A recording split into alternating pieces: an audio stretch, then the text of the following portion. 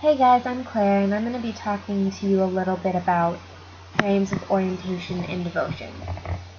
So, Erich Fromm, in Man for Himself, he describes our belief systems as not as religions, which usually carries the connotation of it's centered around a god or a theistic belief.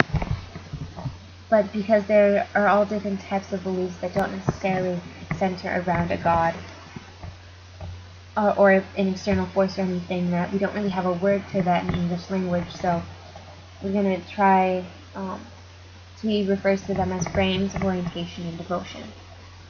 So I was just looking at this the other day and I thought, oh wow, we had a great time last summer and this is a great photo. And I was just thinking about how well, these are my friends and cousins, and we bonded so well over our trips. And this is just a picture from them. And I started thinking about what a frame means.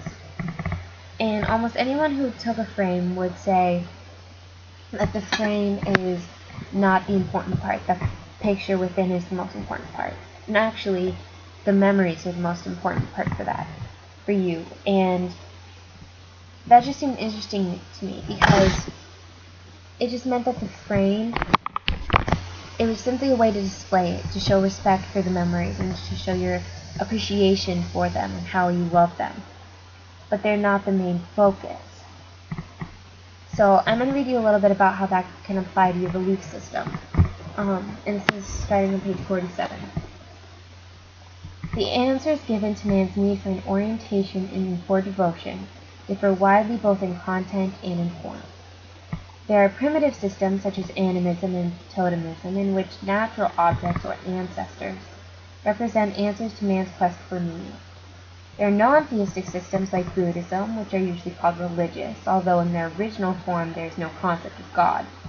There are philosophical systems like Stoicism, and there are the monotheistic religious systems, which give an answer to man's quest for meaning in reference to the concept of God.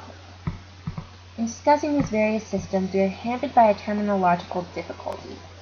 We could call them all religious systems were it not for the fact that for historical reasons the word religious is identified with a theistic system, a system centered around God, and we simply do not have a word in our language to denote that which is common to both theistic and non-theistic systems.